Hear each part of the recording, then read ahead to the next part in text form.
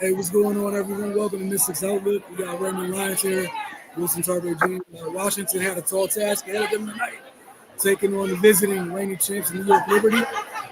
Liberty took down the Mystics 85-63. There's a couple parts in that game where we saw Washington have a chance to climb and to kind of cut into the deficit, uh, make a move to get like Philly back into the game. But everything kind of started with New York jumping out to a quick lead in the first quarter. And then it was just watching, it was a veteran team, a championship caliber team that knows how to keep teams at bay. And they did just that. Washington's kind of a young team.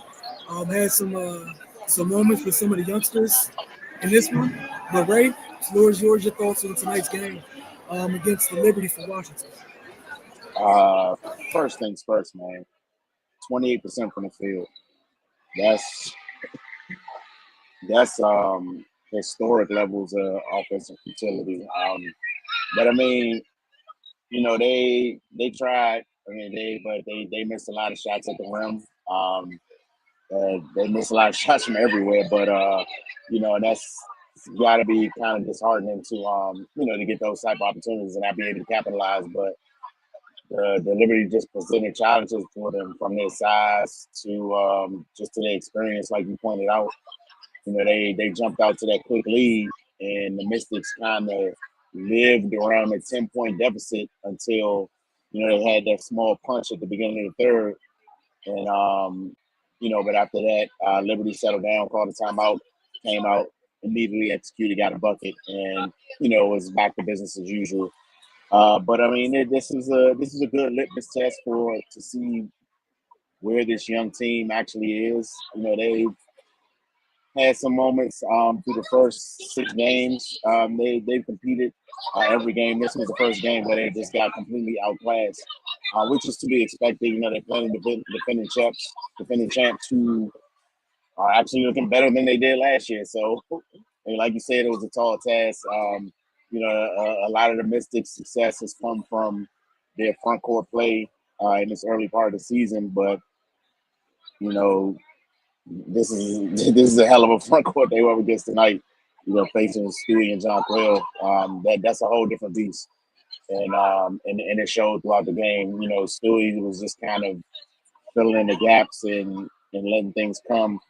John Quill just did what she did. It got to a point where she just decided to be bigger than everyone else. And that showed up, whether it was on the glass, mainly the offensive glass, or her just getting easy looks inside. It was just all around dominance from the Liberty.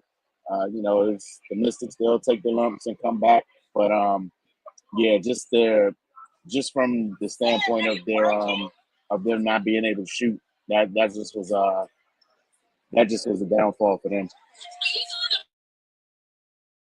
Yeah, obviously New York's won the championship for a reason. Defensively, we know they present a lot of issues, and that was before they added Tasha Cloud.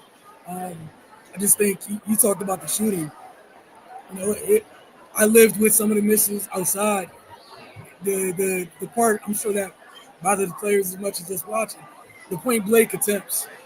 Obviously, we know the length. John Quayle's down there, Stewie's down there. It's a lot of length and athleticism, the agility those two bigs have that make them kind of different than other players at their position.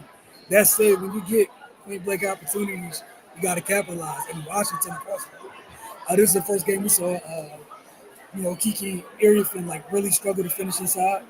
Despite, she's had a gauntlet of post players to deal with. But again, this is what makes the Liberty the Liberty. Other post players move like post players. Liberty's post players don't move like post players. You had that. You had a mix of Shakira and Aaliyah still trying to get their timing back. They missed a couple point blank shots. Uh, Again, I just kind of impressed by New York's defense, man. Just for Washington, I thought they got off to a slow start. I appreciated the couple of stretches they had where they used their defense to really try to kind of will their way back into it. Like, we're gonna hold the line. It's not going the deficit's not going past this point. But those layups, my goodness, those missed layups literally almost every single time directly led 2 points. Also, Cardell was talking about Phoebix all last year. Phoebix to start this game. Phoebix to help this game. We know they're without Benijah Laney. Phoebix is one of the things that make that a little bit less painful. Um, that's not fair to have a 6'4" wing or whatnot. She started the game with two threes from like the same spot. Felt bad, so she said try to come out, help in the paint, but you literally can't leave people on the liberty, even to go help for a little bit. They do a great job of getting their heads up and passing. They had that really crazy possession that was really disjointed in the third quarter, just to speak to how they're playing with a different set of depth than everyone else. It's a horrible possession. Washington did a great job defensively. It ends with a one-handed tap pass to Jonquel Jones, who nails a three in the corner to beat the buzzer. And it was a horrible possession, right? But that's just the kind of night it was for Liberty. But Washington, it was your first time seeing him. You get to see him, I think, 3 more times. The next time will be at home in this building next Thursday. I want to get your thoughts. I'm interested to see over this time. I know their next game isn't till Tuesday. I believe Washington's next game isn't until Tuesday. With Shakira coming back, with the league coming back, you got Kiki, you got Steph. Your thoughts on how do you see this, them working through their front court rotation, or do you think they just leave it as is right now, where it's Steph, Kiki, and keep bringing Shakira and the league off the bench? I think they just leave it as is. Right now, Kiki, she's producing. She's earned that opportunity to continue to come out and start and kind of set the tone for the game. I don't see a reason to switch it up right now. If the results prove otherwise, then yeah, maybe that's something you look at. But right now, it's working. It's a lot of times people make mistakes out thinking themselves. You know, and I can understand why you want to try to insert maybe Aaliyah back in, especially after the year she had last year. And once she starts to round herself back into shape and get her timing down, you might think about shaking that up. But if Kiki continues to play the way she's playing, then I don't see an issue with continuing to let her rock. But yeah, man, don't make it complicated. If something's working, then continue to let it work. Don't, if it ain't broke, don't fix it. I agree wholeheartedly. Just had to ask the question because those at home watching, I'm sure everyone always knows better than the people that are employed to make those decisions.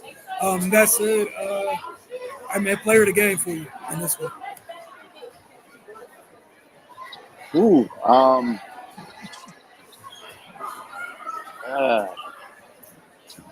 I'm gonna go John Quayle, man. It got to a point where it just felt like she was casting a shadow over the entire game. Um, yeah, man. What's she have? She finished with 14 to 18 or something crazy Yes, like that. yes, sir. 14 and 18. Yeah, man. And like we've been saying, their front court has been doing work. She kind of nullified them. So yeah, I got to rock with John Quayle for that. Oh yeah, me as well. I know. I think it was last game. You and Cardell were trying to figure out player of the game, and talk about folks' impact. I think it was Shakira in that discussion. Yeah, John Quayle's impact in this game was huge. Even when she wasn't there, she was there. It seems. Um, the players it felt like players were rushing because you didn't know where that long arm was going to come out of. Uh, had some huge blocks. And just even on offense, for some of the times the spring got loose, it was with some of those actions with John Quill. Those really good screens and sometimes just getting in the way. But yeah, X factor for you though.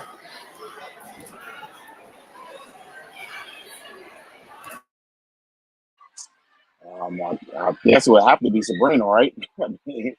Especially with the way she started the game, just kind of set the tone and got them off to that quick start.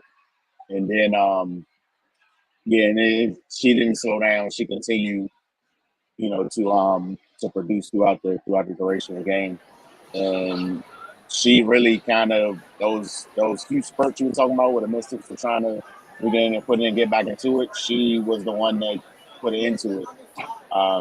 Especially that one in the third. I feel like that I, that moment decided the game.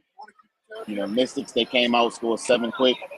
Liberty called a timeout. Sabrina, I think she got an assist. I think it was to Rebecca Gardner. I can't remember, but she was involved in the play that ended the run.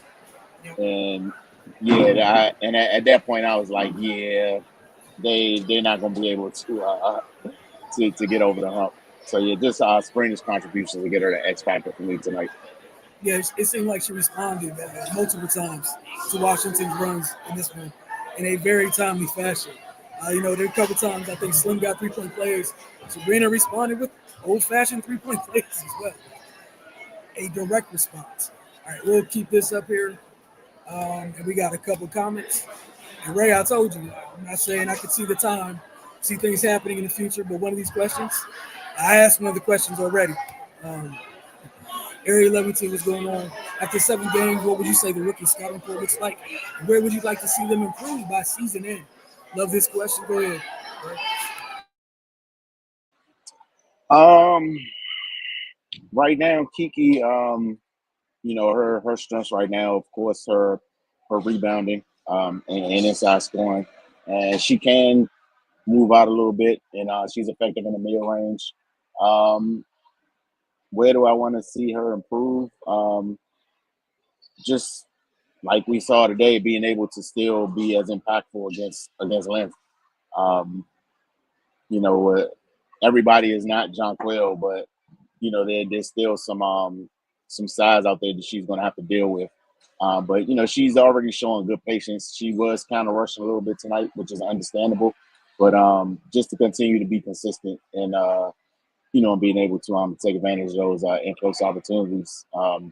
With Sonya, I just think her confidence just grows game by game, and her decision making is getting a little crisper. Uh, tonight excluded was because pretty much nobody played well. But and what I am liking from her is she's starting to get downhill a little more, and I would just like to see her continue to do that because we were talking about it before the game. She's got some size on her, so she should be able to take advantage of smaller guards. And Lucy, I think she's going to play her way into more minutes as the season progresses. She's contributed when she's been on the floor, so it's a small sample size from her right now. Not too much game tape, but yeah, man, just continue to take the shots that she has when they're available, and yeah, that's just what I want to see from her as things progress. Yeah, if you hit everything on the head, I think the other thing with Kiki is just you saw a little bit tonight. Sometimes with the attention you're getting off the catch, you don't have time to turn and put that ball on the ground.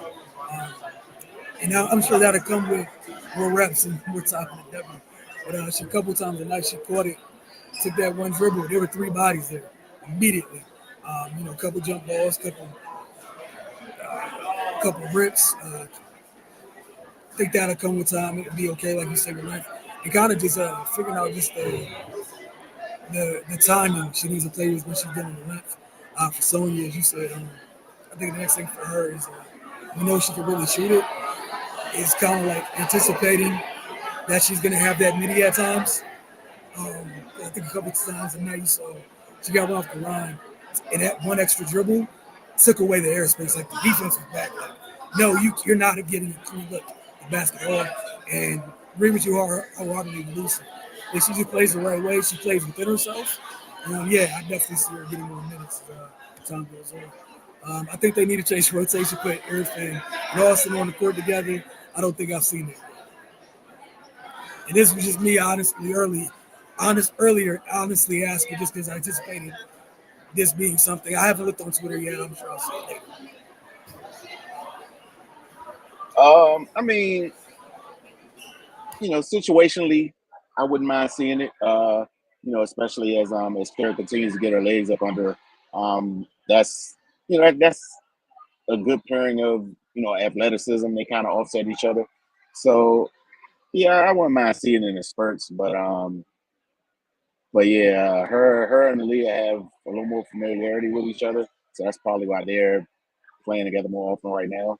But they got some things to play with, man. Like that's a versatile team, and I'm sure depending on the matchups and what they got in front of them, we'll start to see them kind of get creative with the lineups they put out there.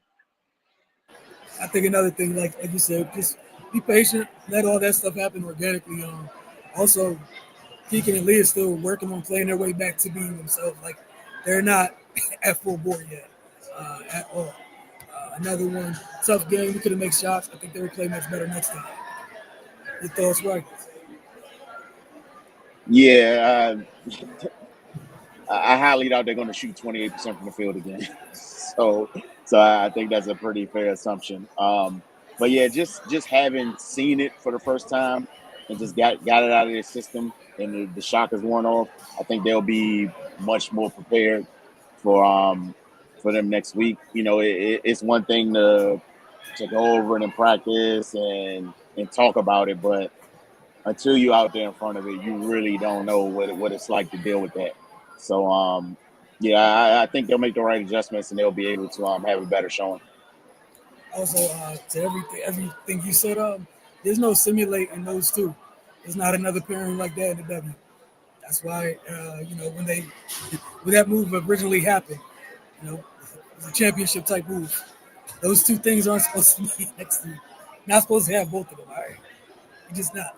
But I appreciate you guys. We're checking with y'all. I believe the next game is on Tuesday night on the road, and we'll see you next week. Washington has two home games over the course of next weekend, so we'll check in with y'all then. Y'all have a great one.